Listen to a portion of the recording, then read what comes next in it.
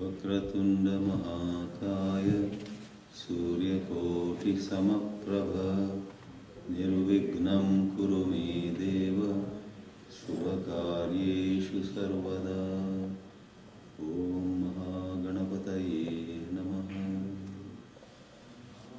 वसुदेवसुतं देवं कंसचाणूरमर्दनं देवकी परमानन्दं कृष्णं वन्दे जगद्गुरुं।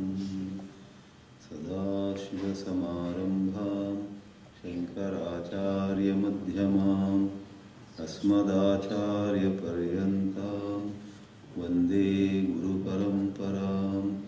श्रुतिस्मृतिपुराणानाम् आलयं करुणालयं नमामि भगवत्पाद शङ्करं लोकशङ्करं। शङ्करं शङ्कराचार्यं केशवं बादरायणं सूत्रभाष्यकृतौ वन्दे भगवन्तौ पुनः पुनः।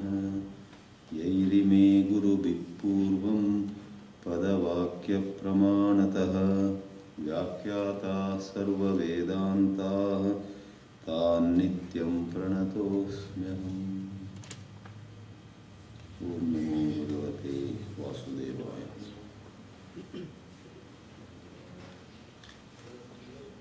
Very central to the outline of sadhana as given in these Vedantas, in these Upanishads, is this dialogue between a husband and a wife who are no other than Sri Yajnavalkya and Maitreyi.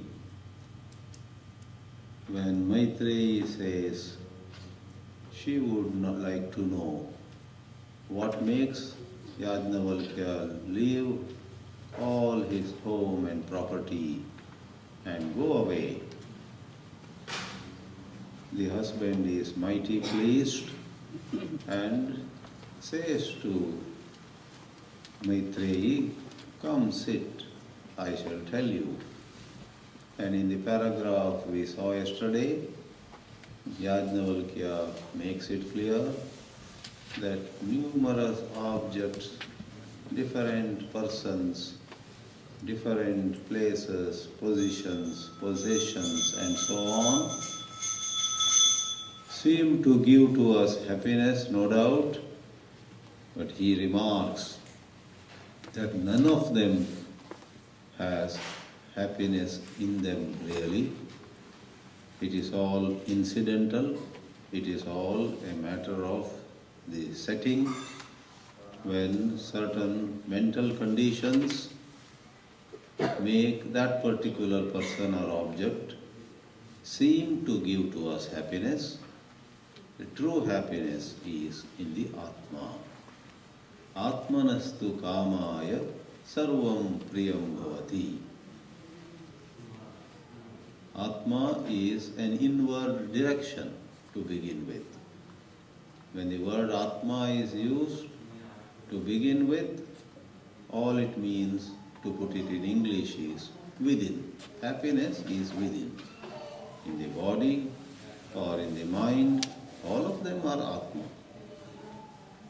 Therefore, in one's self-inquiry, one goes layer by layer until one finds the unconditioned center in oneself. Body, mind, etc. are also, broadly speaking, to begin with, they are also the Atma. In Taittiriya Upanishad, the word used is Annamaya Atma. And the seeker, upon exploring Annamaya Atma and being much impressed by all the sophistication that even our physical body has, goes further and then discovers Pranamaya Atma. It is in the Prakarana Granthas that they brought in the word Annamaya Kosha, Pranamaya Kosha. Kosha meaning a sheath, like a sword is kept in a sheath. The sword is drawn out, a warrior, let's say, fights with his enemy, then puts the sword back in its sheath, kosha, manomaya kosha. But if you see the Brahmananda Valli of Taittiriya Upanishad, the word used is Atma. And at many other places also, when it is said, one has Atma Sanyama. The pure Advaita Atma doesn't have to be brought under Sanyama. It cannot be brought under Sanyama.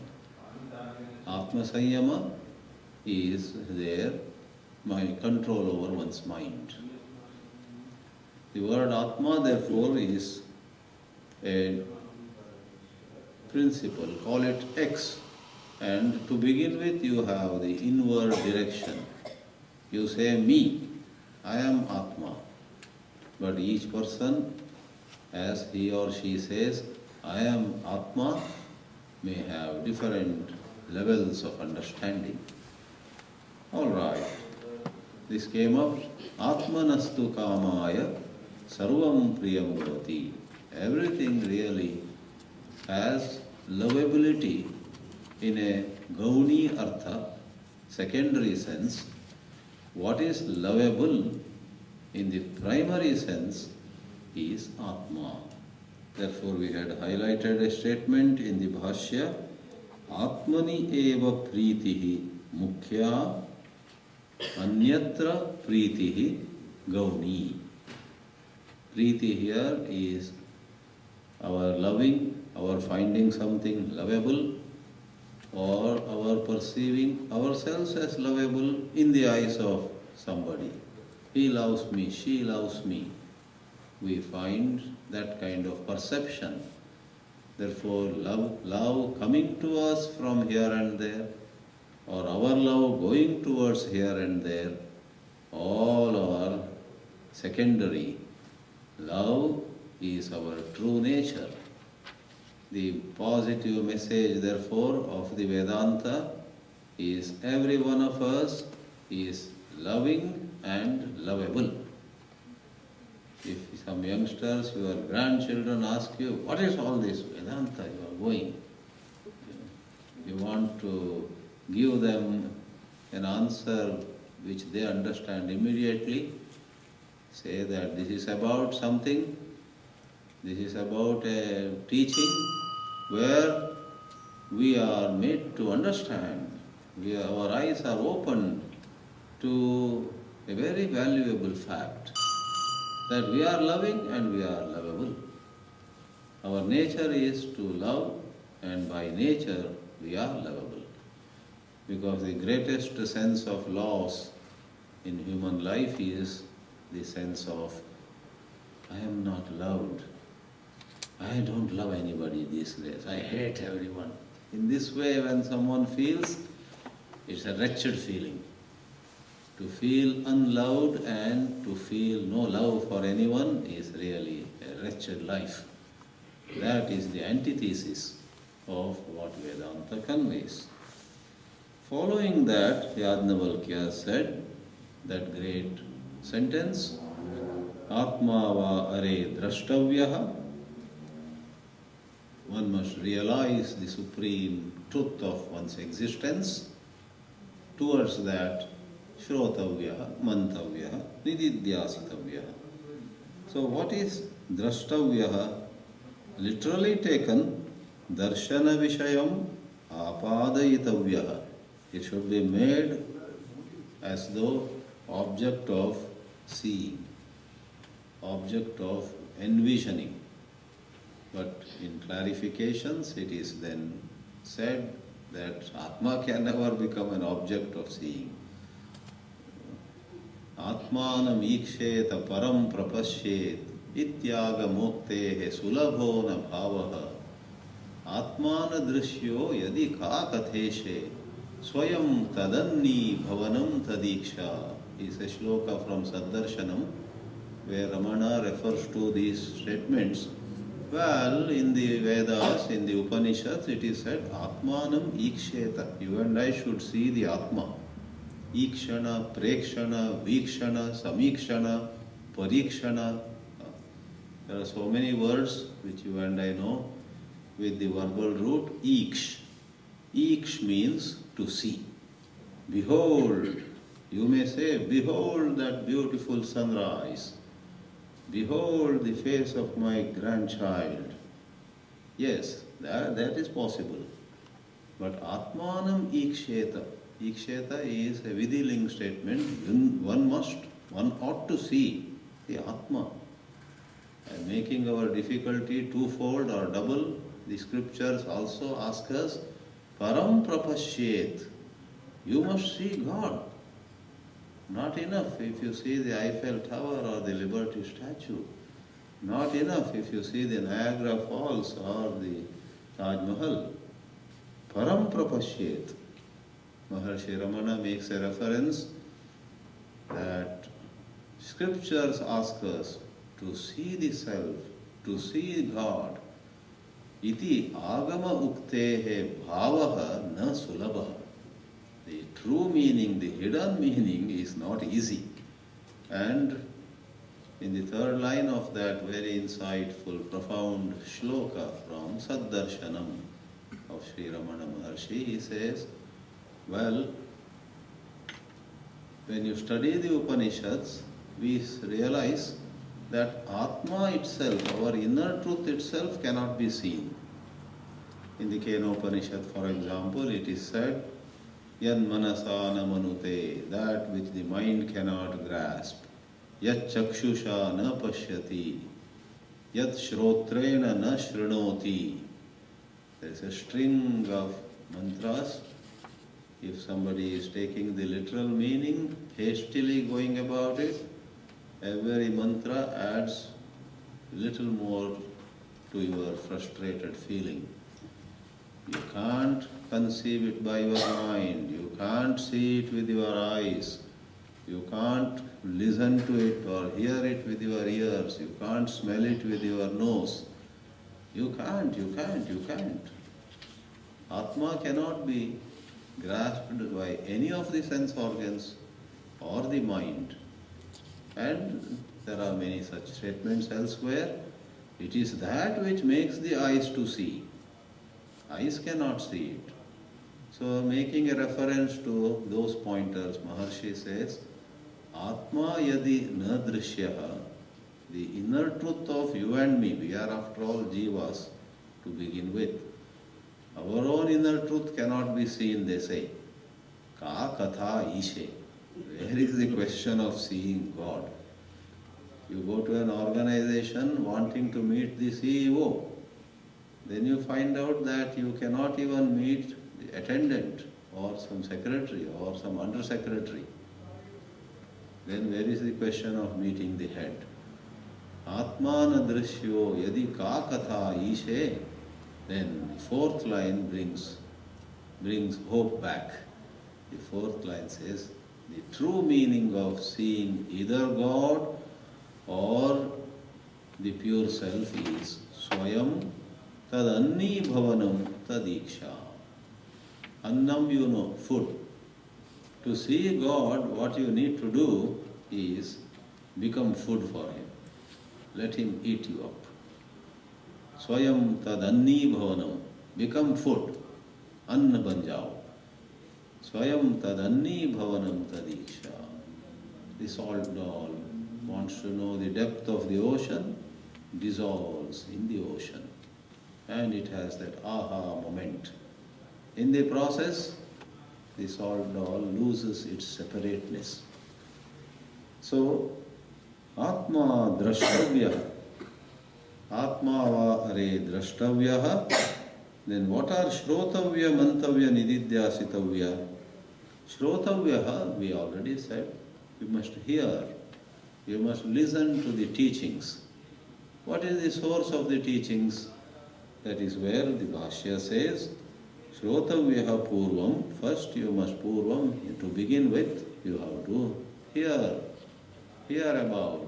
to the teachings. Acharyataha Agamatascha. So the two sources are, not to mention some rare cases where God Himself directly teaches. We don't dismiss that possibility. Some rare soul receives instruction from God directly. But as applicable to all of us, Acharyataha, from a teacher, and Agamataha, Agama here means the Shastras, from the Vedantic works. So we must listen to teachers, we must listen to the Upanishadic scriptures. Alright? What is Mantavya? Just to give an initial explanation, Tarkataha. Mantavya, that is Manana, necessarily involves Tarka. Tarka means logical thinking or reasoning. Somewhere it is said, Tarkyatam ma utarkyatam. Do Tarka but don't do Utarka. One should not go haywire. One should not apply one's logic in some haphazard manner. Then what is Sutarka? What is Kutarka? The tradition has it that only that is Tarka, which is Sutarka, which is Shruti Anusarini, which has to go in line with the Vedas again, the scriptures again. For the scriptures, going by the tradition, the scriptures as taught by competent teachers are a thorough, time-tested system which has been completely, in corporate world you say, gone through QC. Is it QC? Quality control, yes. Completely quality tested. Tested and found okay. There is the label on the scriptures. Though, once more, there may be 2 or 3 traditions or 15 or 16 traditions. That is a different issue. So go by the tradition which appeals to you. The Kannada poet D.V. Gundappa says, there are so many mata, so many schools of thought, and you need to pick up what is to your taste. Just as there are so many cuisines, especially when you live in modern world, right in your neighborhood, there are so many cuisines. Among Indian cuisine itself, there is North Indian, South Indian, Western, Eastern, Goan cuisine, Bengali or Kashmiri cuisine, and not to go very long on it, within each state. I first thought Tamil Nadu must be having one cuisine. Then that Karaikudi, what is that called? Chettinad. Chettinad. When I go to Chennai, many places, genuine Chettinad cuisine. And Andhra, Karnataka, everywhere. So comparing the schools of thought with the varieties of possible cuisines, all of which are, to those who like them, most delicious. There are some who cannot live without the cuisine to which they are accustomed. There are some, as you know, Orthodox people who come all the way, crossing 10,000 miles and come here, and then they ask, can I get that? I heard once the Prime Minister Deve Gowda had come and he wanted ragi mudde. It is a large ball of millets prepared in a certain way. And somebody here prepared and give it to him. Without that, he felt a bit uneasy. So, to complete that reference, there are many schools of thought. DVG, as we call him, a great poet of great wisdom, says, choose what you like and then you prepare a dish, you prepare your recipe as is tasty to you and enjoy. Let your tongue be pleased, let your body be nourished by the right mix. Who decides what is right? You only have to decide. You find out. Be true to yourself. If you have from birth onwards, without even figuring out what is happening, why it is happening, suppose you have tremendous bhakti towards Shiva, then read Basaveshwara's works, read Akka Mahadevi's works, read the works of so many Shaivite saints. That will take you further up and you will reach your goal. Somebody else from childhood onwards, irrespective of to which family she or he is born, finds tremendous love of Mother, Divine Mother. Somebody else, of course, Vaishnavas are large in number, Hari. At the very hearing of the name Hari, their hair stand on their ends. They are romancha, they are delighted. Who took the name of her? Who recited? Who mentioned Hari's name? And so on. There are people like that from childhood onwards. So, as there are matis, as many matis, mati means mind, so many are the matas, says DVG. Mata means school of thought. Dvaita mata, Visheshtadvaita mata, Advaita mata, Shuddhadvaita, Madhuradvaita somebody mentioned, I had not studied it, one of you, yes. Madhura Advaita, so many are there. Therefore, as many matis, intellects are there, so many matas are there in this world. Adopt yours, but even as you enjoy the Karaikudi, once more Chettinad food somewhere, let's say here also Bay Area, there may be some place. Genuine Chettinad food. As even you enjoy, this is so delicious. Please, for heaven's sake, don't say all these other restaurants should be closed down. Kaikali, why are they here? Let us have only Chettinad food. Please do not say so. As many matis, so many matas. So that's all right. But here, tarkataha, whatever is your mata, the shastrokta, that which has been tested, that which many people have endorsed. Yes, this has worked for us. We do that in choosing to buy something. We do that even when you want to go and stay in some hotel, you nowadays see reviews on all those websites. How many people have said we had a good stay? How many people have made some negative comments? Then you go. Nowadays people trust the internet as a shastra, not Gita or Upanishads. Alas, I am just drawing a parallel. It is our tendency generally to check whether many have walked by this path. Did they have similar problems as we have now, and were their problems solved? Therefore, pretty much the Shastra has been our guiding lamp. Therefore, manana is tarkataha, as per logic and reasoning, that is in line with the scriptures. Then Yadnavalkya, the husband, also had said, Nididhyasitavyaha. Some of you may wonder, what is the meaning of this word Nididhyasitavya or Nididhyasana? It's not as common as dhyana. Dhyana, meditation, is a very popular word. But Nididhyasana is only in this Vedantic Upanishadic literature, but it is not far from dhyana. Nididhyasana has a preposition ni. Ni and then didhyasana. Ni means nischayena. Nischayena means with great steadiness.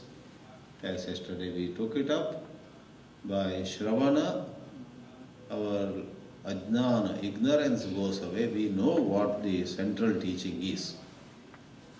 In a Prakarana Grantha called Vedanta Sara, Swami Chidanand, the author, says, Tatparya Nirnaya Rupam Shravanam.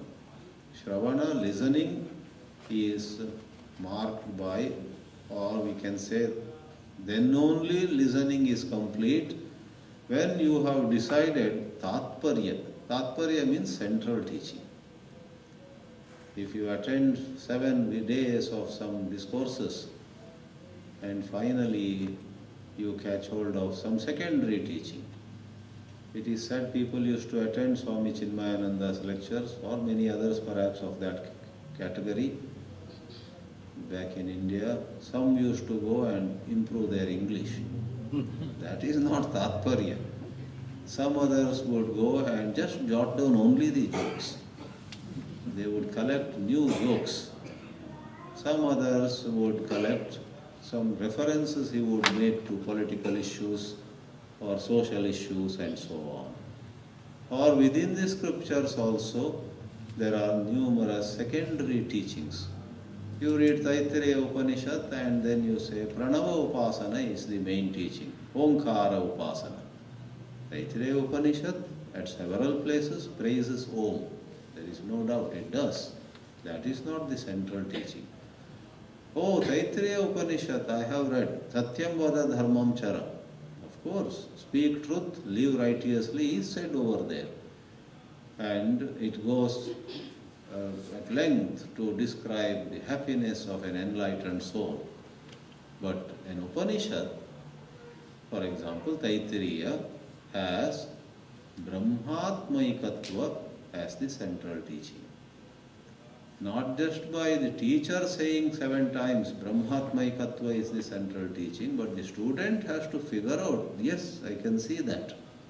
I can see that the oneness of the consciousness, individual consciousness or total consciousness, God consciousness, all that is one pure consciousness which seems to be of many kinds, but there is actually one principle of awareness. That is the central teaching. That is the ultimate teaching. That stands above all other teachings. In this way, if the student herself figures out, then Shravana is complete. We in our grossness sometimes wonder. Somebody once came rushingly to me. This Vedanta, to get a hang of it, how many years does it take? We think in terms of 3 years.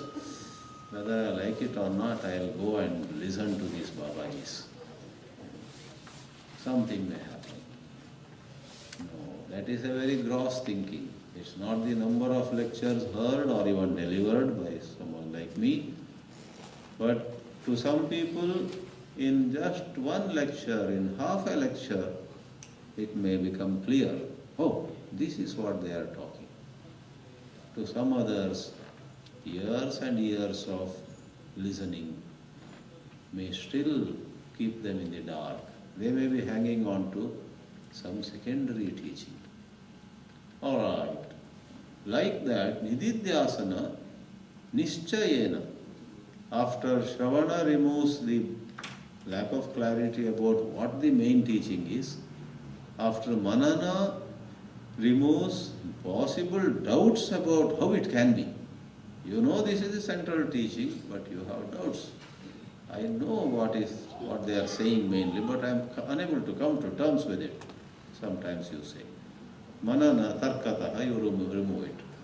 Then, in that condition where there is great clarity, because of numerous previous tendencies, there is oscillation and vacillation, there is some disturbance or the other. Normally we blame it on external factors. Soon we find that there are many internal factors too. When children or spouse are at home, we say, oh, because of them I am unable to stay firm in my Atma-jnana. One day all of them go, and you think that you would do wonderful meditation that day. It so turns out, and there may be exceptions, but most of the times that day the man or the lady sleeps more than ever before. Because others were there maybe in some ways they were disturbing, but they would not let you sleep also too much if others are there. When there is nobody, then no one to ask. Puchne wale nahi hai, they say. So you discover that, true factors of disturbance are more within me. Even when there is somebody, actually more than what he does or what she does, what they do, it is what my mind makes of what they do. Right? I don't have to elaborate. What my mind makes of their smile or frown, they are asking me to do something or they are not talking to me, whatever. What my mind makes of it causes disturbance in us. So nischayena dhyatavya, nididhyasitavya means with more and more steadiness, more and more of lack of vacillation, one must stay put in that understanding. Dhyatavya comes from the same root as is found in dhyana. So dhyana and nididhyasana ultimately are one and the same. Therefore, in popular versions, Shravana, Manana and Dhyana. Then what is the structure? Grammatically speaking, Didhyasana is what we call the desiderative form. That means wishing to meditate. Kriya means doing, Chikirsha means wanting to do. Jnana means knowing, Jidnasa is the desiderative, Sannanta they say, that's the Sanskrit grammatical word. Wanting to know is Jidnasa. Same way, moksha or mukti is liberation. But if you have the desire for liberation, it is mumuksha. Moksha, mumuksha. Marana or mriti is death, dying. Then there is a word mumursha, not mumuksha, mumursha. Before even I translate it, you may say, but nobody wants to die. Is there somebody like mumuksha? Is there somebody who says, my only desire is to die? Though there is, of course, what is that called? There's a technical word for it. Desire to die, right to die. Euthanasia. Yeah, euthanasia. The euthanasia, okay. Otherwise, by and large, who would want to die? So, having raised it, mumursha doesn't mean desire to die. Mumursha is the state of being about to die. So you have some terminally ill patient. You may call him mumurshuhu. A mumukshu is one who wants to get liberated. A mumurshu is one who is about to die. All right. Nididhyasana. Here, didhyasana is like that. Literally taken, it is the desire to meditate. But practically, it just means meditation. So, these are the steps. And the Bhashyakara, Sri Sankara, says, Evam hi asau drushto bhavati. You have the first expression, Atmava are drashtavya. It's about seeing, beholding the Atma. And how are we to see? Evam hi. In this manner only, Atma gets to be known. Sravana manana nididhyasana sadhanaihi nirvartitaihi. When performed. When these sadhanas are performed. Therefore, on the highest plane, the way to liberation is right seeing. Period. Nothing more is to be said. But when one says, I am not able to see rightly, then Shravana, Manana, Nididhyasana. Then one says, I don't have the ability to do Shravana, Manana, Nididhyasana. My mind wanders. I have numerous afflictions, problems. I don't have a calm mind. I have agitations. I have negative thoughts. Then other sadhanas. Do karma, do bhakti, or do some pranayama, do some other kriya. There also find out what suits you. Your own sister may like bhajan and kirtan. You may want to serve the underprivileged. Some way or the other, find your way where the agitations become less. And once the mind is ready for Shravana, that is what you need to do. And then right seeing happens. It is said, there is interesting expression here, yada ekatvam etani upagatani. When Shravana, Manana and Nididhyasana come together, that means harmoniously one goes about this contemplation. That listening and then Manana, which is in line with that listening, not going haywire, not going off track, not getting derailed for whatever reason, maybe because of improper guidance, maybe because one's grasping improperly, then Manana is not in line with Shravana. And Nididhyasana also may have its own disconnect with the Manana. Proper Manana will have to lead to proper Nididhyasana. But as the saying goes, in every matter in life, there is many a slip between the cup and the lip. So something goes wrong.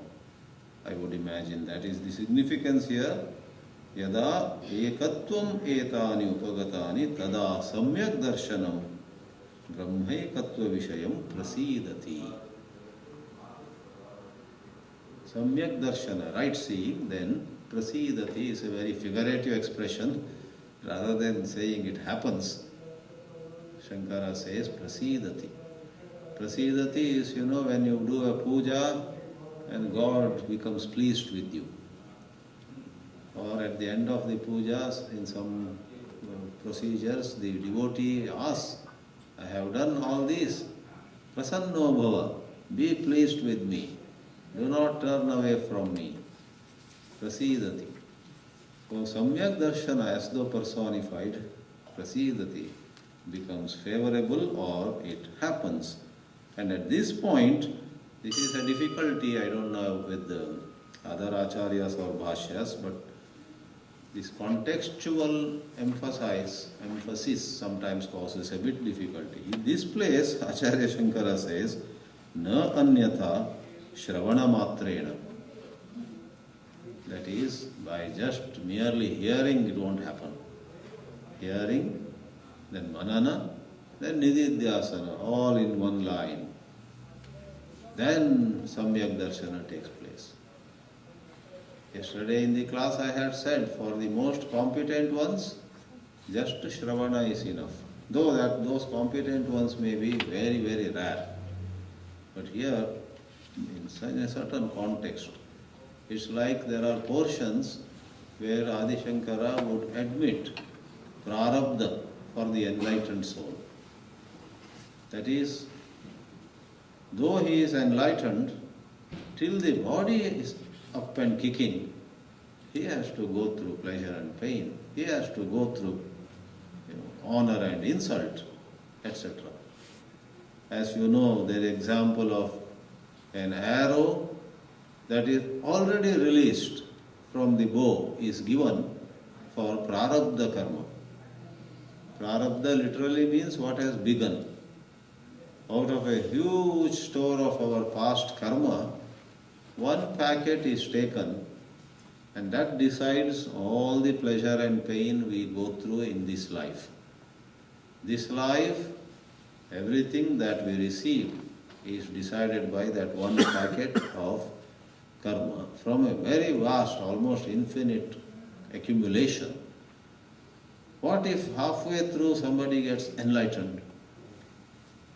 So there is a view that getting enlightened, that huge store is burnt away.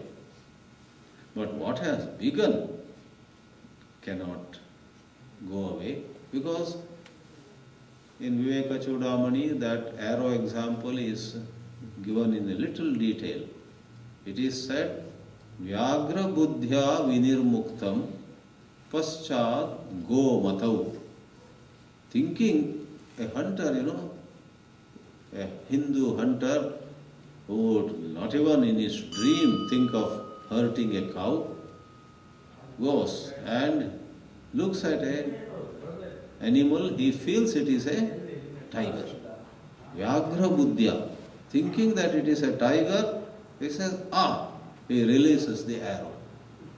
Within a split second, as the arrow has left his bow, he sees clearly and finds out that it is a cow. Vyagra buddhya vinirmuktam paschatcha go matau. There is a sloka like that. Now he is helpless. He is filled with so much remorse, so much sense of guilt, so much sense of, I have committed a sin. So more than sin or merit here, the arrow has already left. But we say, in the Vedanta, at places, Sankara himself seems to admit this is a difficulty for students. He is not at fault, maybe he is doing justice to that particular context. The emphasis is on something else over there. But at another point, he clarifies, what? Prarabdha for an enlightened soul? No way. The moment there is Samyak Darshana, all kinds of karma, they say there are three kinds. Sanchita karma, Agami karma, let's not go much into it, various kinds of karma, including that packet of karma which has caused this birth and is supposed to make us enjoy or suffer till the moment the body drops. That is also washed away.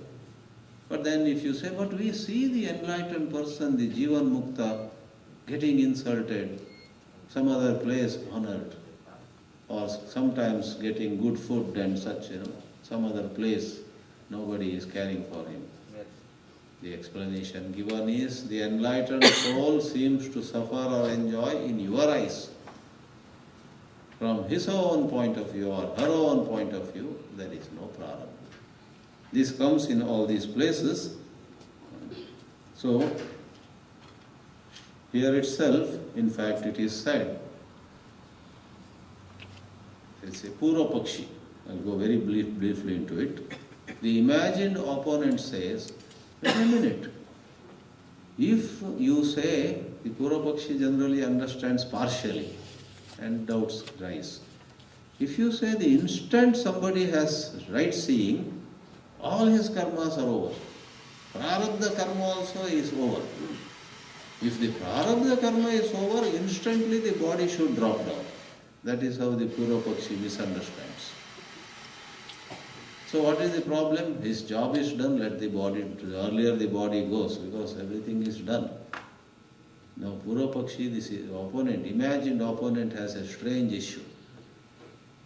If, let us say, a man gets enlightened, and because his job is done, all his karmas are over, the body has no purpose now, the body drops.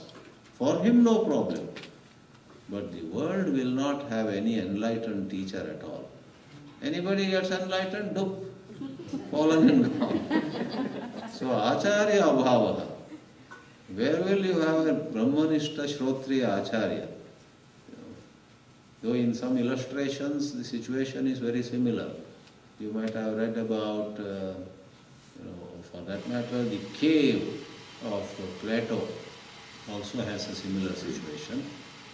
I think in the example, in the very metaphoric story that Plato gave, there is a cave and all are living inside the cave. Nobody comes out. They live a very uncomfortable life. But one guy somehow makes his way out. He sees the open fields, he sees fresh water, he sees all this. He enjoys for a while and he comes back. But others don't believe him. Others mock at him. When he says there is sunshine, there is water, etc., they say he is a madcap. I think then he convinces them. One or two follow him, it's that story. But another story, there is a kind of creatures in the bottom of a pond. And one of those creatures, once in a while, there's a metamorphosis and it goes off. So the others always keep imagining that what happened. They think one is dead, one is eaten up by somebody, and so on.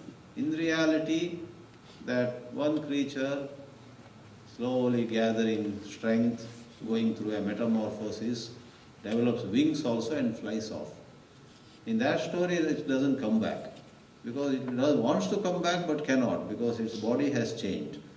The body that was made for being in water, that too in the depth of water, is no more available in that example.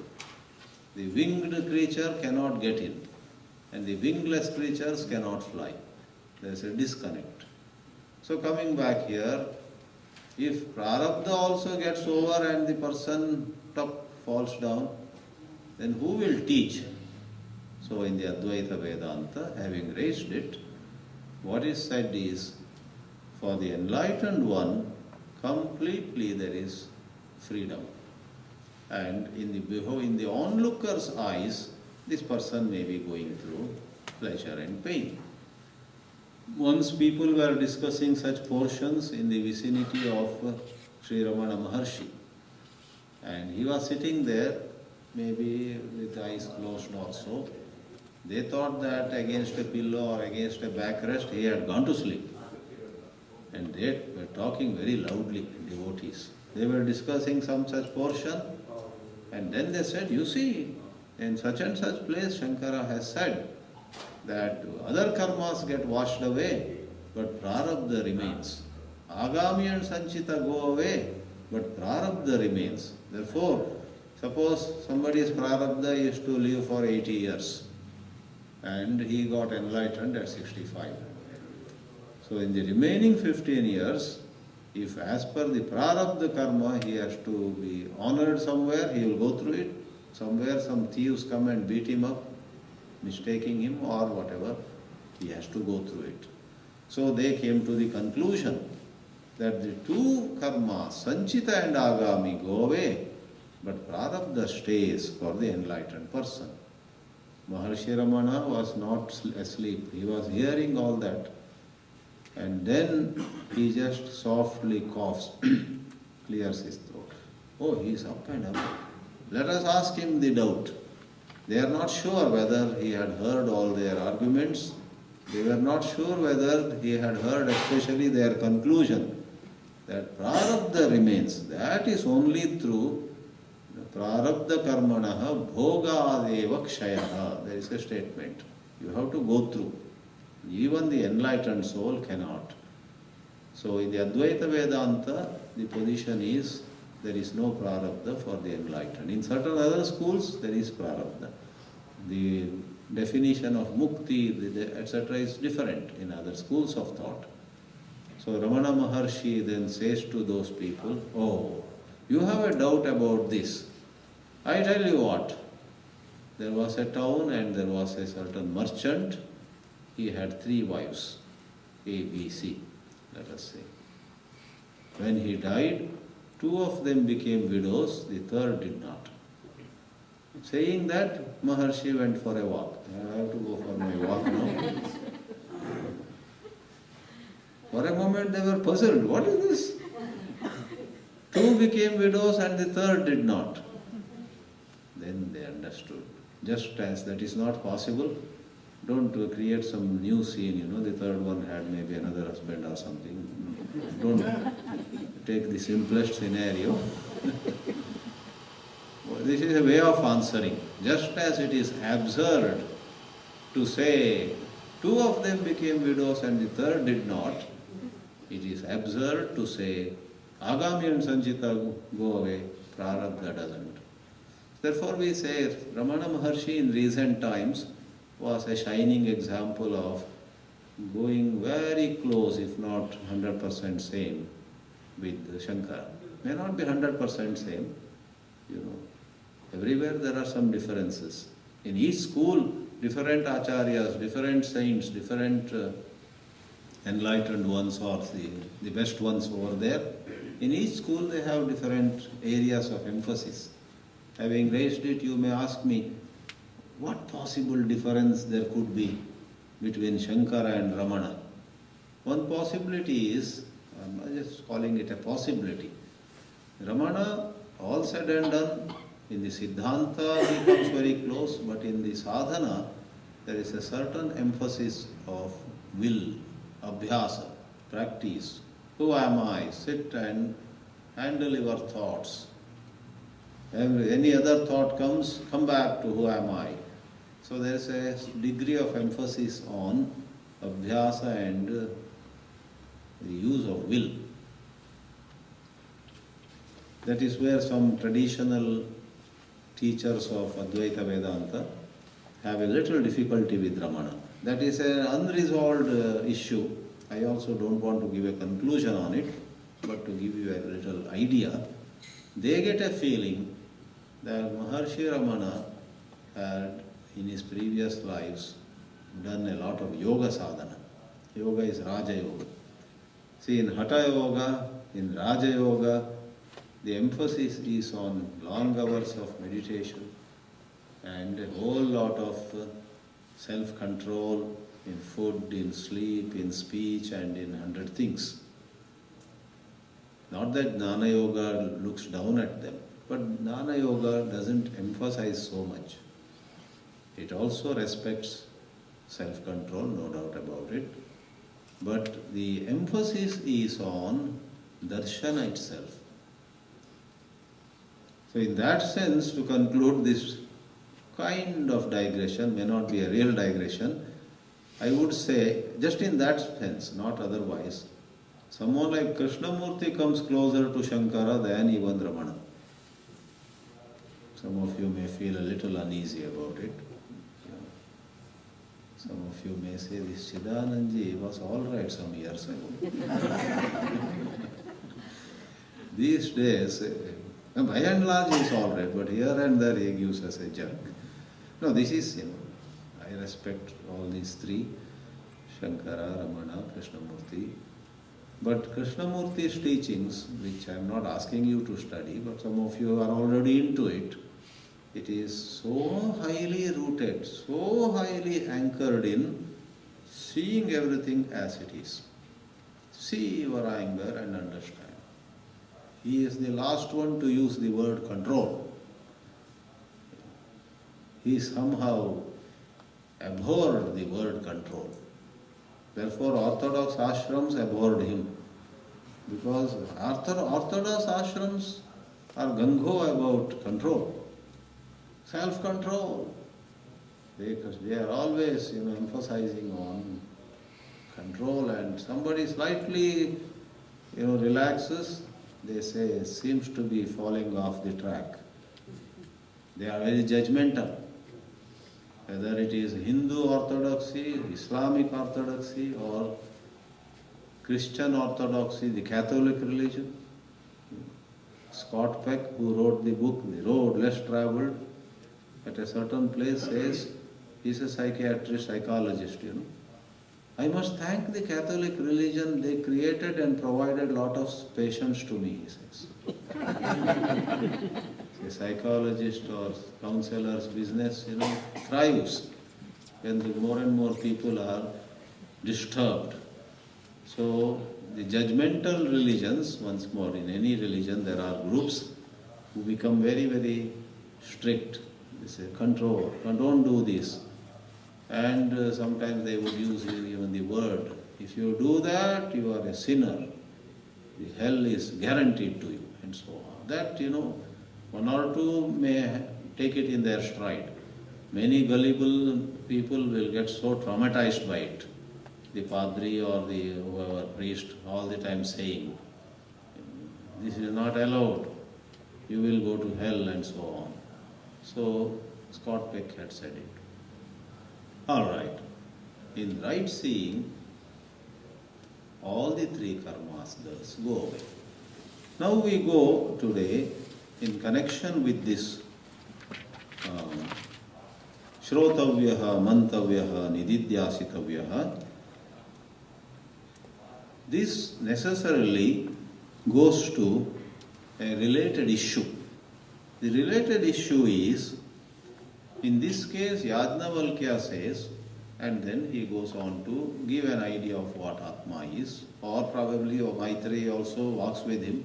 We don't know the later story. She then goes for Shavana Manana, but in the Upanishadic tradition, irrespective of what Maitreyi did following this, at many important places, emphasis is laid on the student listening to a competent teacher, that is the place of Guru. For Shrotavyaha, not from an internet site. Shrotavyaha, not from some machine. Just as in the case of, in the humorous story of the lost 10th man, it is illustrated, somebody comes and he tells these people. And when the 10th person, there are 9 here, and the 10th one says, see, there are only 9. We are very sad that the 10th one is gone. The visitor says to this 10th guy, you are the 10th guy. Tattvam Asi has that parallel. So likewise, in many places, but 2 of the Upanishadic quotations are cited by all the matas. One of them is in Mundaka Upanishad. In the very first chapter, Mundaka, it is said, when somebody examines that all that we can possess, we can buy, we can acquire, all that we can enjoy in this life or in after this life, all of them, one closely examines, have limitations. Not just limitations, sad limitations. So that is mentioned in Mundaka Upanishad. Parikshya lokan karmachitan brahmano nirvedamayat. Then one becomes more and more detached. Detached means a larger angle of view. When Ramakrishna Mission Swamiji had said long back beautifully, attachment, when expanded, itself is detachment. You are attached to one person, suppose you are attached to 10, 20, 100. You are attached to a larger number, then that itself has the quality of detachment. I give another interpretation. You don't have to increase the number. You are attached to one person only. But if you see that person in a larger angle of view, don't see that person only in terms of his or her physical needs. See that person, your daughter, your son, your spouse, your colleague, you are attached, let us say. Moment you begin to see the other person holistically, as the word goes, you see the person from a holistic point of view. Because none of us is just the body. Food, shelter and clothes cannot satisfy any of us. Very soon in any relationship, it is the emotional exchanges. It is the learning from each other. It is a whole lot of, what goes under the word caring, understanding. So if the other person feels truly understood, that is a greater gift. So not necessarily a larger number, that's one way, but even with the person to whom you feel you are very attached, deepen your relationship. Then it is detachment. So Mundaka Upanishad says, Nirvedam ayat. Nirveda is vairagya there. Nirveda is detachment. And then what is one to do? The famous line is, Sa gurumeva abhigachet. That person should go to a guru. How should the guru be? That Mundaka Upanishad mantra says, Shrotriyam Brahmanishtam. That person should be established in Brahman about which he is talking. Very hard really to find anyone like that, but as close as you can get.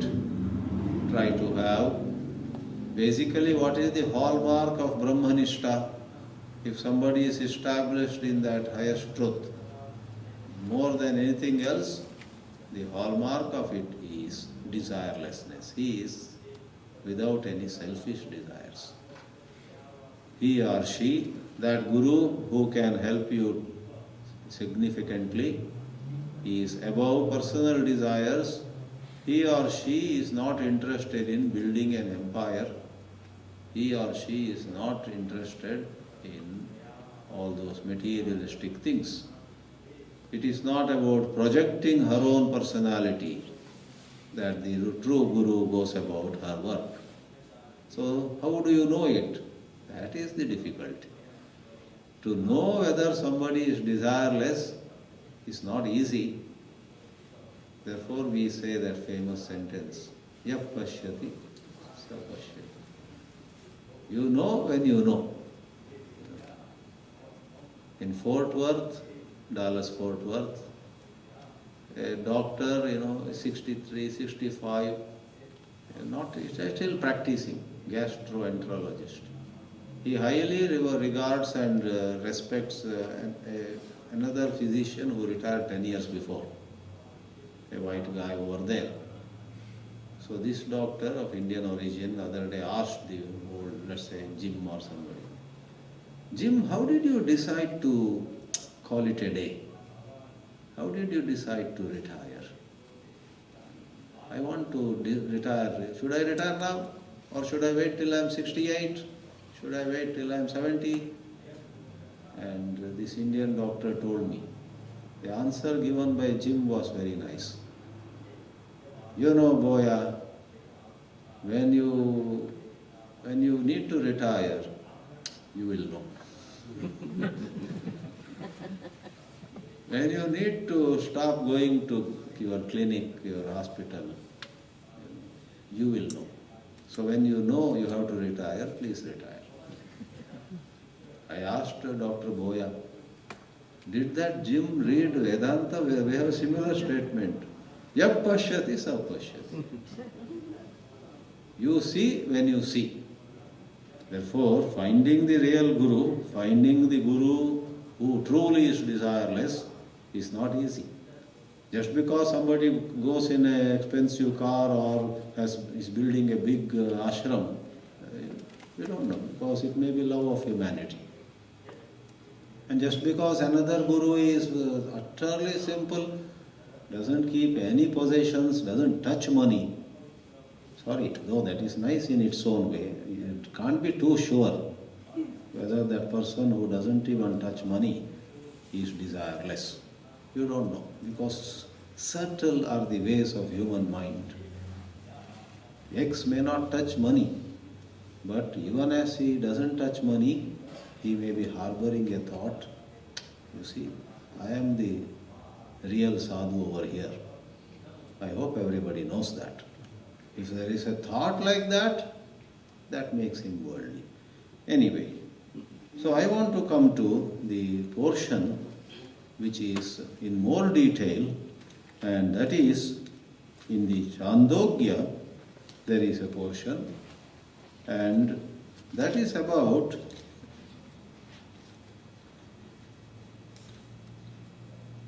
there's an interesting story Chandogya narrates in the very chapter where you have Tattvamasi.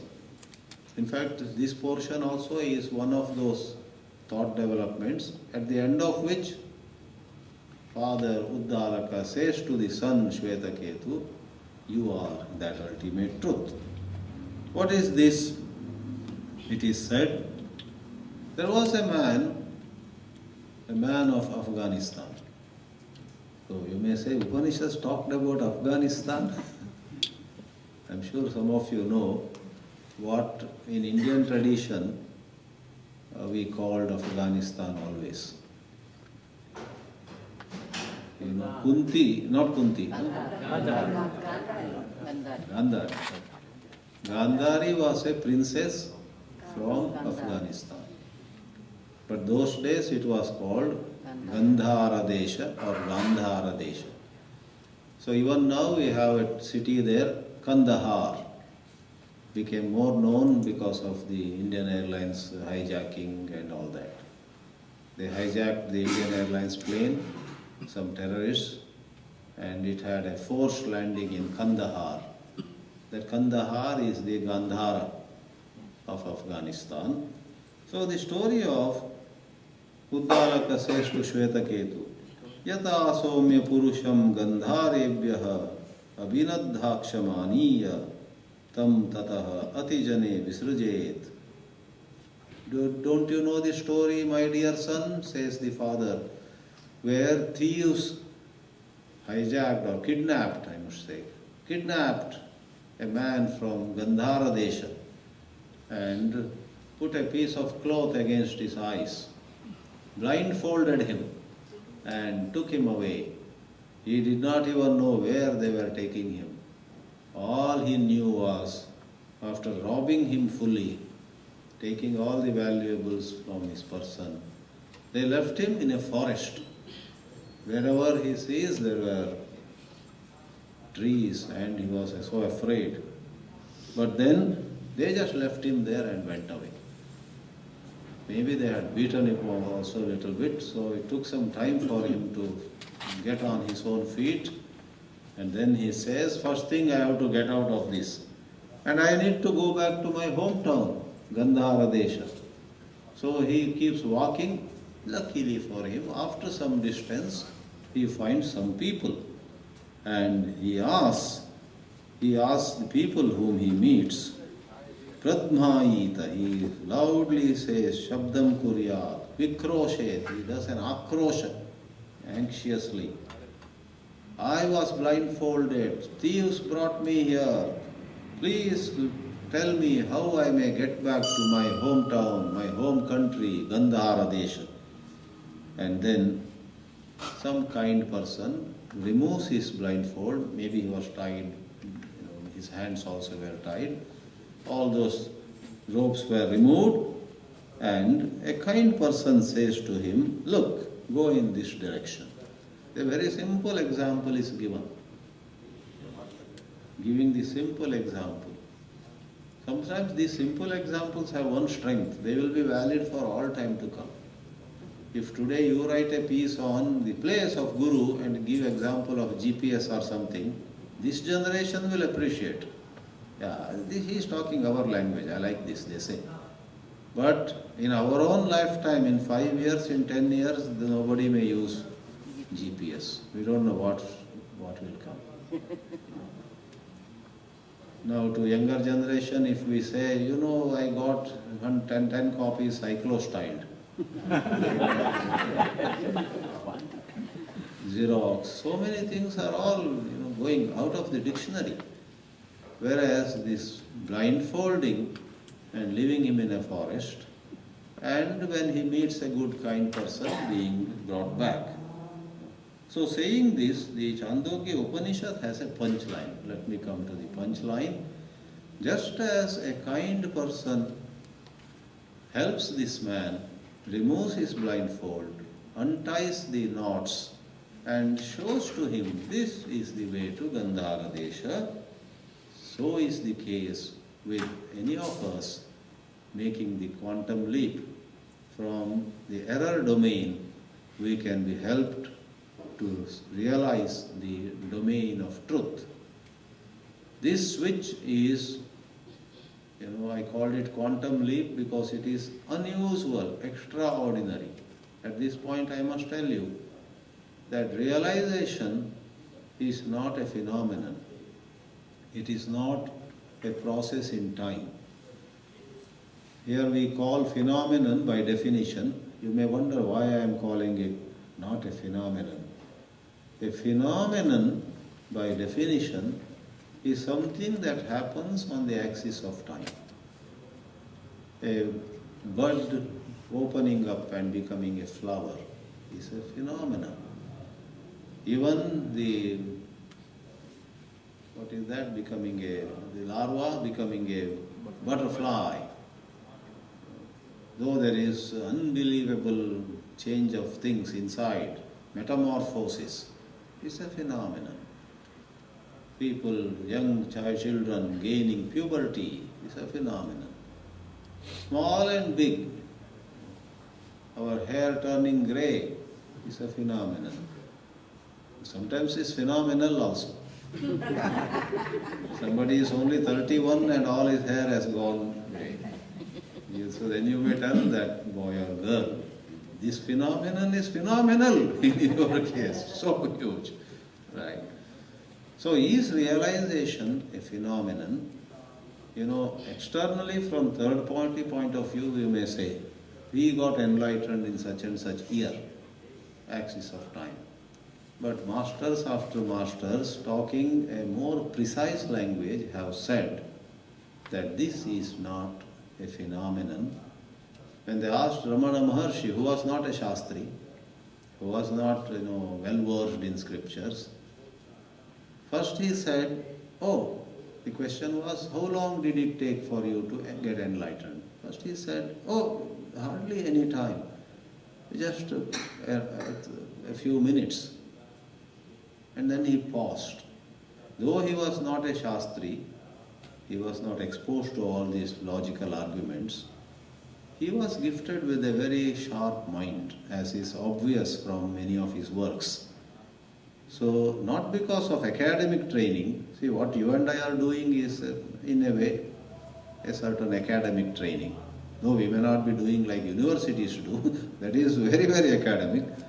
Ours also is a little close to studying in colleges and so on. Ramana was not exposed to academic disciplines, but he had the intelligence. So after a short while, Ramana, as you find a dialogue in talks with Ramana Maharshi, hastens to add, no, not so much time, just a few seconds. Then again he further improves. He says, no, really speaking, it was not something in time. It had nothing to do with time. He clarifies. Nisargadatta, whom also we regard as enlightened soul, the author of I Am That, he says, for saying sake, my Guru told me, just hold on to the firm understanding, you are not the body, rest of it will fall in place. And I did it, and in 3 years I got enlightened, he says. But if you see his works at various places, he also dismisses this as not a phenomenon. Because the error domain contains time.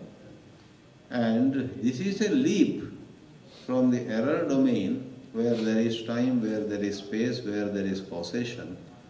You are winding up, you are bundling up the whole error domain, lock, stock and barrel, sending it off, packing it off, and you remain in what you always were, what you always are, what you always will be. Therefore, to do technical justice, to be precise, lay expressions, popular expressions, motivational expressions, you want to inspire somebody, you want to, jack somebody up, come, do Sravana. You want to, total novices, let us say, somebody doesn't know anything. Then you use all dramatic, glamorous, romantic, military expressions. Here you are and Brahman is there, don't waste any time, go. But Brahman is not there and you are not here. To be precise, this is a quantum leap, this is an indescribable shift. I am never tired of quoting a bhajan, which I have not heard really, but I have heard about the bhajan. Meera said, it seems, with great difficulty I crossed Maya. I crossed the river of Maya. And when I looked back, there was no river. If any of you finds that bhajan, Meera bhajan, let me hear that. But I have heard, these devotees, again are what shall we say, they are excellent as the jnanis. Though they don't give discourses on a regular basis, they sing the praise of Krishna. They dance on the streets saying, Mere to Giridhar Gopal, Dusra na koi. So we may think, ye gaane wale kya jante hai? What do they know? Suddenly they will make some statement, then you say, they are no less than Sankara. So it is the mindset. Sankara would be able to present the whole wisdom in a wonderful, technically precise, intellectually appealing, logically satisfying style. These devotees who also reach the height would say the truth. And next moment if you ask, Meera, why did you say this? What does it mean? Did I say that? Oh, I don't know what I said. Come, let us sing Krishna's glory. I won't be surprised if Saint Meera would do that way. They are not. So, this example is given. The punchline is, against this backdrop of the Gandhara Purusha finally being helped, the Chandogya says, chapter 6 and 14th Khanda, Acharyavan Purusho Veda. This is the punchline. Acharyavan Purushaha Veda. A Purusha means any of us, you, me, she, he. Somebody who has Acharya, who has a competent teacher, would stand the chance of knowing. Acharya hinaha na veda. Yasya acharyaha na asti na vetti. Acharyavan means one who has an acharya, one who has a competent guide, to whom she may listen, from whom she may get clarity, with whom she, the student, can have a bit of a discussion. You said that, how can that be? And then in the light of what the teacher says, the student then reflects for all that. Manana, nididhyasana, all this is possible. So, Sankara in his commentary, let me very briefly say, he does it at certain places, goes into an extra inspired mood and connects the illustration with what happens in a seeker's life. Just as much of it is, simple words which you have in your own mother tongues too. He says, in the story, the man was taken away, abducted by thieves and so on. Here, evameva sataha jagadatma swarupat. There it is Gandhara Desha. Here, we are as though abducted and taken away from not Afghanistan or Gandhara Desha. We are taken away from our true nature, which is Jagadatma Swarupa. We are that, the error-free zone, we are pure consciousness. In the error domain, we are the limited being. So Jagadatma Swarupat, he was left in the forest. What is the forest in our case? In line with the Chandogya 6 chapters, certain contexts and certain other topics raised before, Shankara says, Tejo Bannadimayam Deha Aranyam. The forest where we have been left utterly scared and bewildered and all that is nothing but the forest called our body. This body identification is equal to finding ourselves in a forest. Why is he calling Deharanya? I read one more word maybe. Tejo Bannadi. Tejo Bannadi Mayam. Now Tejo Banna, I should not have read it. Having read it, I will. Is nothing Greek and Latin. The 5 elements, Akasha, Vayu, Agni, Jala, Prithvi, Prithvi, are represented in the Chandogya 6th chapter through 3 only. The 3 stand for 5. What are these 3? The 3 stand for 5. The 3 are Tejobanna. That is Tejaha, fire, up. Up is not up or down. Up means apaha, water. Anna is earth. So fire, water and earth. Because Uddalaka talks about Tejobanna, Tejobanna, Tejobanna, it comes 10 times. Therefore, in his commentary, he uses expressions that are in the context. Okay, so from the pure self, we have been abducted and left in this body made of fire, water and earth, standing for the 5 elements. And then what happens? What is the next? There are a lot of other details, but let me select some expressions.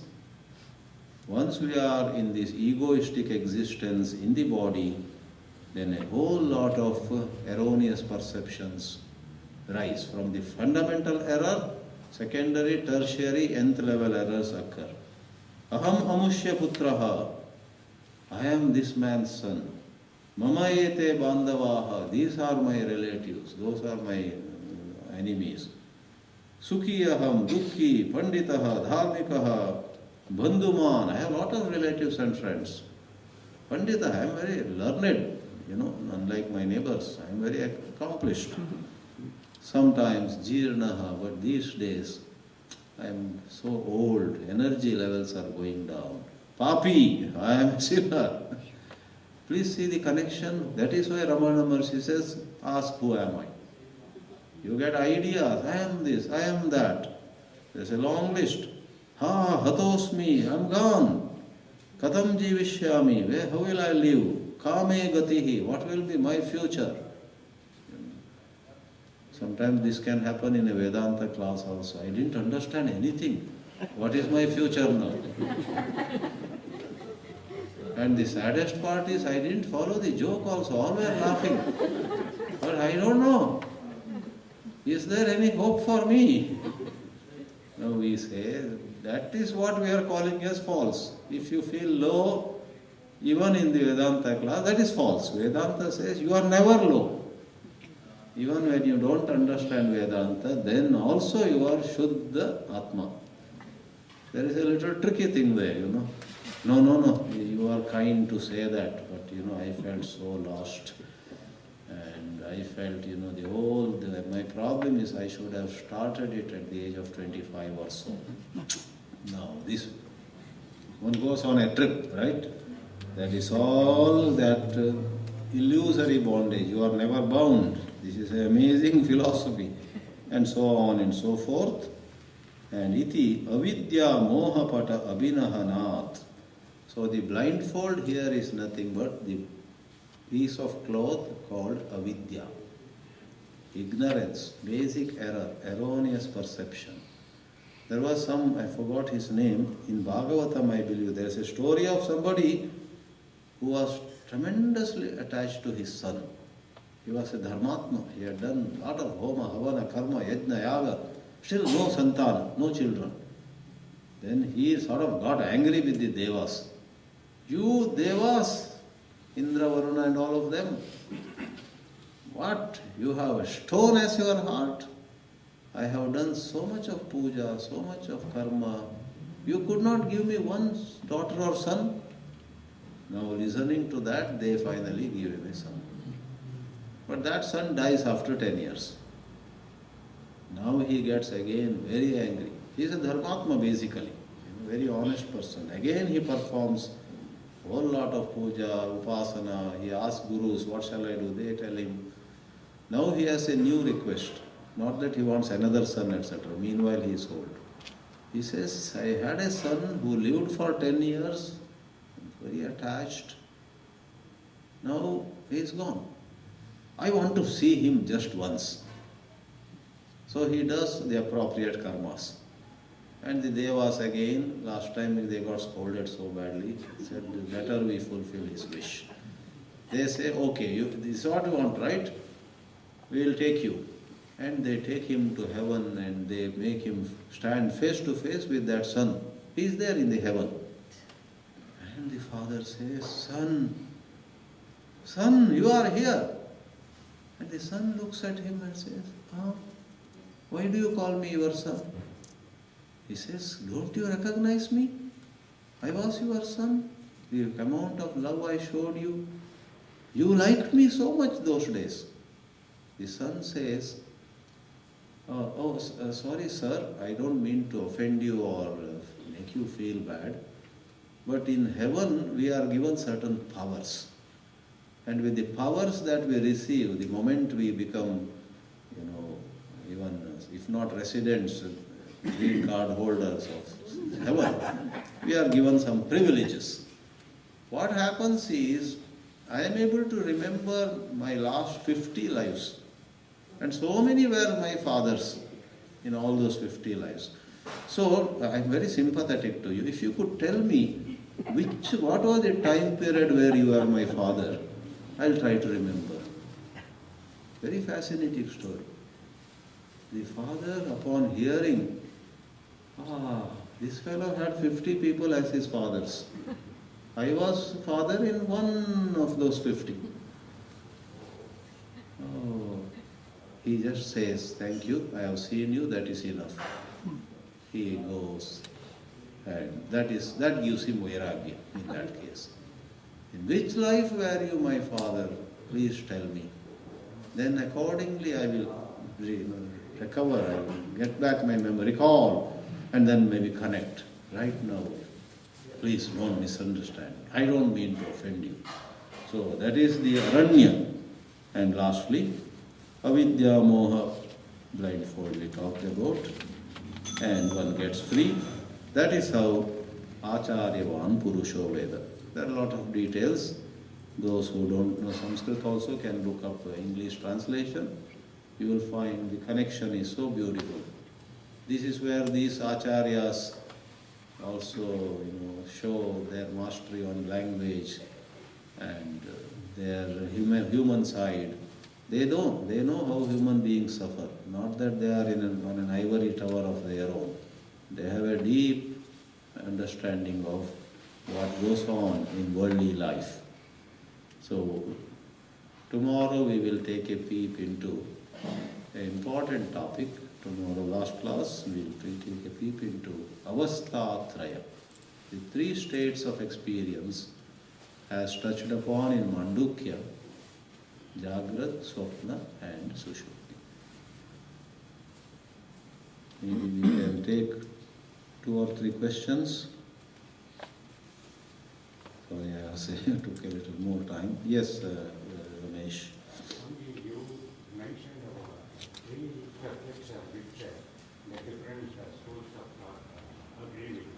You mentioned about Mandukya, which is one instance. What are the other 2 areas in which The 3 schools agree. different philosophies? Agree or disagree? You said that they agree in 3. Oh, I think there are many. I don't remember when I said they agree in 3 areas. A lot of areas. In Punarjanma, all the 3 schools agree. Heaven and hell, all the 3 schools agree. And in existence of God, in there being many lokas, and lots of areas they have no disagreement. Body being made of 5 elements. So the areas where the 3 schools agree are, that's why I said 950 on a scale of 1000. Whether you go by Dvaita, Advaita, Vishishtadvaita, etc., in as much as vast number of topics there is no difference, the integration, the inner integration that takes place, takes you to 950 on the scale of truth, 1000. In the last 150, there whether you enjoy the blissful vicinity of God, Shiva or Vishnu or you become one with God, or you experience God is the whole and I am a part, in such things. Therefore, areas of concurrence are percentage-wise also 950 out of 1000. That will be 950 would be? 95%, right. 95% is no problem at all. We humans make it a problem because of that membership issue, Our problem is, suppose I am an Advaitin, you are also Advaitin, but you join another Advaita mission. Then I will be a little jittery. Don't go there, come here. So not that there is a difference. Therefore, Dvaita, Vishishta Advaita. Because Bhakti, sometimes people misunderstand. One Dvaita speaker, I am not really coming down against him, but in one lecture he says, you know how to worship God? First of all, don't go to those people who say, I am God. Then you can't. That is a bit of a careless statement. Because no Advaitin goes to any temple and stand before God and say, God, I have come and you know, we are one, you know. Advaitin, Vishishtadvaiti, Dvaiti, all of us, you know, when we go to even a Grama Devata, we, you know, say, why take risk, you know.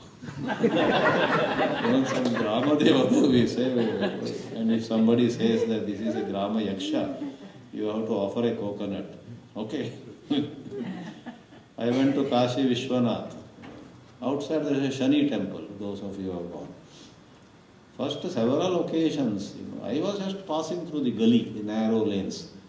But the pandas there, you know, oh, Vishwanath darshan karne ke baad, if you don't light a lamp before Shani, there will be trouble.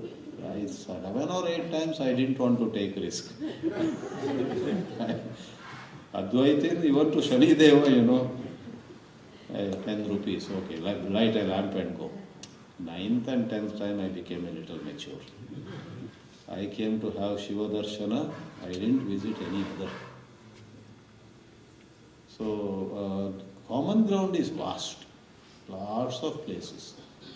It is same. Satyam Vada, values of course, nobody says Satyam Vada. Yes, yeah. Question about Nidhi. Yeah. I don't know if I understood properly. Is it applying the knowledge of the scriptures in situations is Nidhi? Oh, is it applying knowledge of scriptures in situations? See, in all spiritual sadhanas, when somebody is less mature, he or she goes about it in a compartmentalized manner. As the mind becomes more mature, there is no compartmentalization. Wherever you are, you apply it. Otherwise, going by one's sanskaras, one's tendencies, one's mindset, one's propensities, some people do more of sadhana in the interactive world and a little in the puja room or the so-called meditation room. Some others, going by their swabhava, may do more in their exclusive place and less in the interactive world. But as one gains in maturity, one applies it in situations also. In fact, as one becomes very mature, there is no need for one to sit separately. Though if somebody sits, that is not a demerit. There is no need to exclusively sit for meditation for advanced people, though they may sit anyhow. So, applying to situations also is one meaning. In this context, it is Brahma Bhava. It is not some values and so on.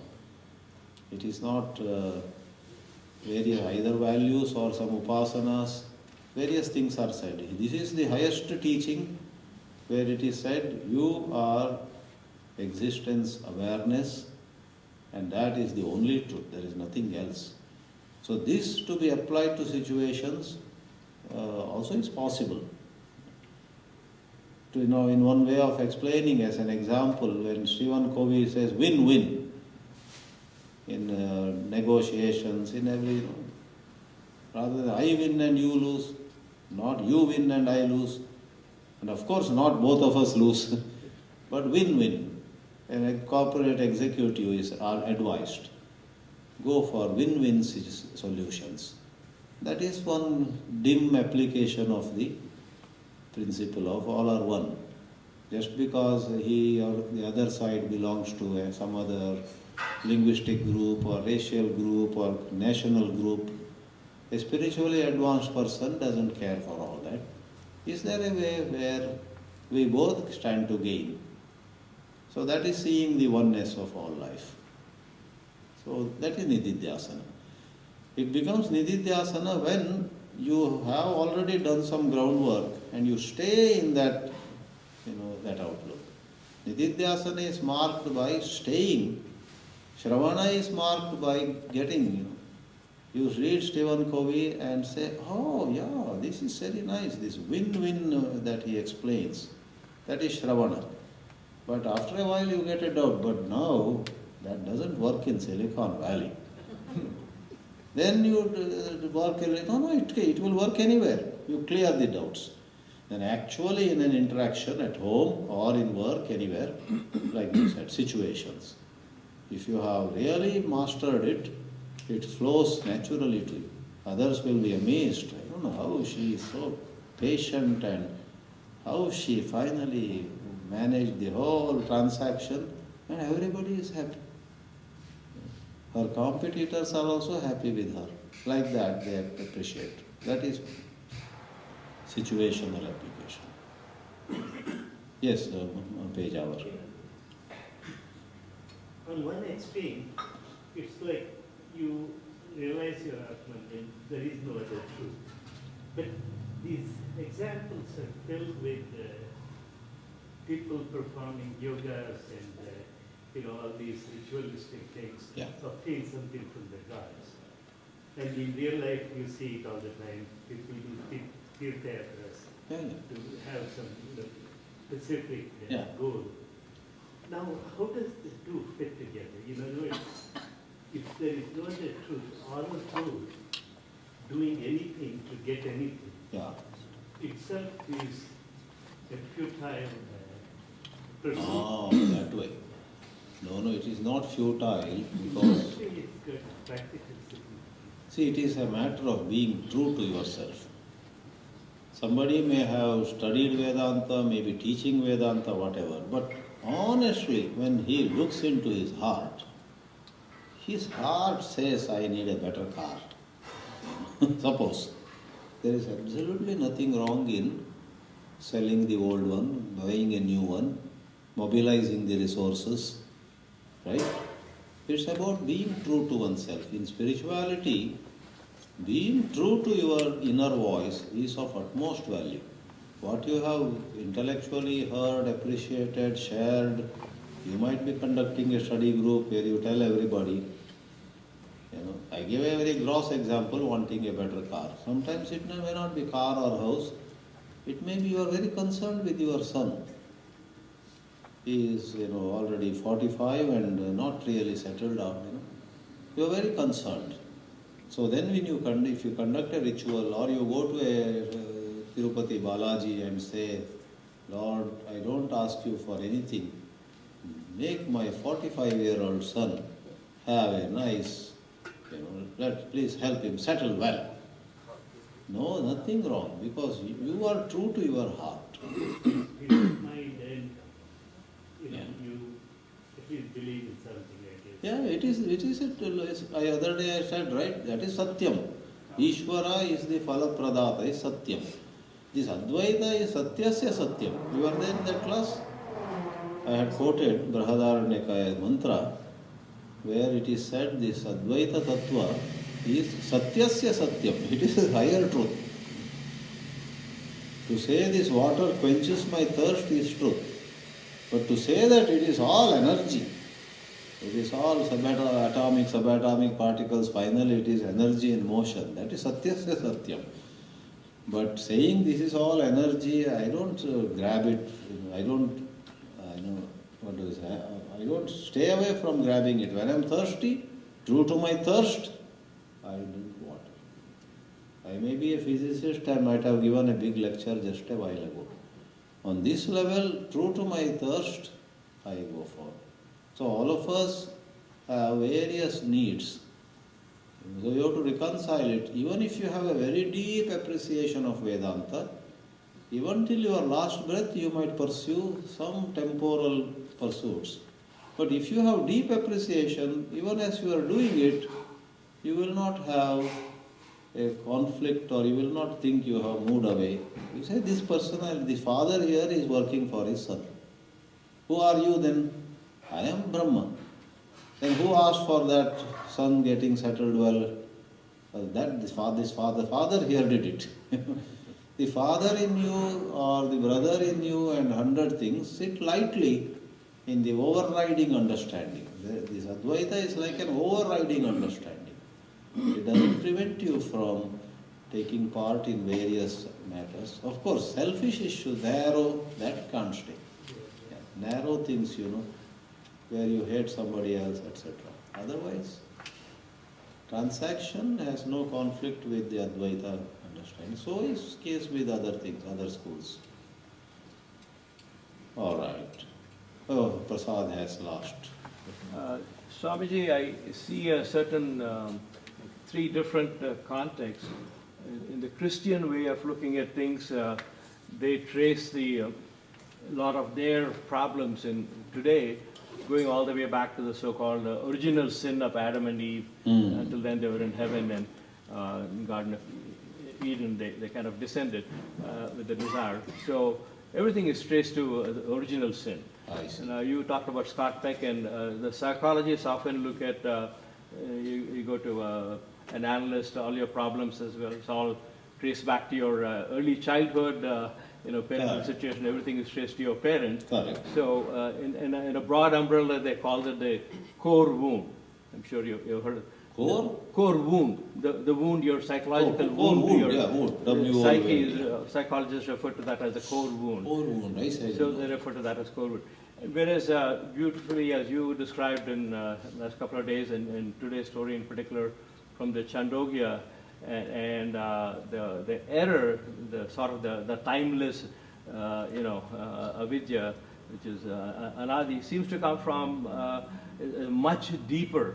The error of the soul not seeing and confusing with the forest of the body.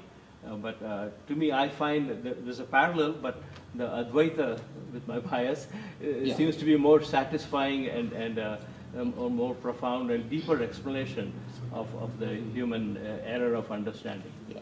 In fact, other way of putting it is, this is deeper. This, we call it allegory, right? The Adam, Eve, etc. That may be a symbolic representation of this only. This is a more precise expression. That could be where things are personified. Somebody called Adam, somebody called Eve, and they being the representative of mankind itself, all humanity later on. So, they go together. What is the phrase that you use, Swamiji, in Sanskrit? It is a Tejopanna Aranya, the forest of Mayam Deharanyam. That is Deha Aranyam, this forest of the bodily existence, which is Maya means made of Tejopanna. Tejaha Ap Anna. Tejaha is fire, Up, the well-known form of it is Apaha. Apaha is water. Up is the root word of Apaha. Tejaha plus Up plus Anna, fire, water and earth, becomes Tejopanna by Sandhi.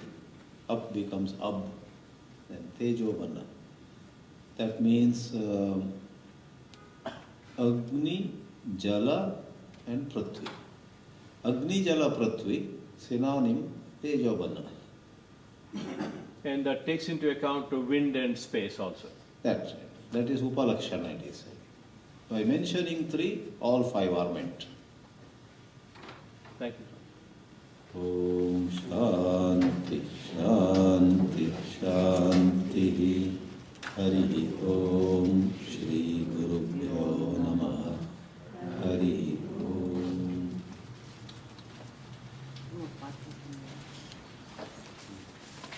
Tomorrow is the last day of this talk series, so we plan to conclude this with potluck luncheon with Swamiji tomorrow. So after the lectures, there will be potluck luncheon. Please join Swamiji and all of us for the potluck. Also, we gave out some prasad booklets in the Gita lectures. Some of you didn't come to the Gita lectures, so I'm going to have the same booklets over here. So anybody who didn't receive it can pick up those prasad booklets tomorrow. And then also we have some CDs that I forgot to bring today. So I'll bring some CDs of Swamiji, the recent lectures in India. So these are not the lectures, not these talks.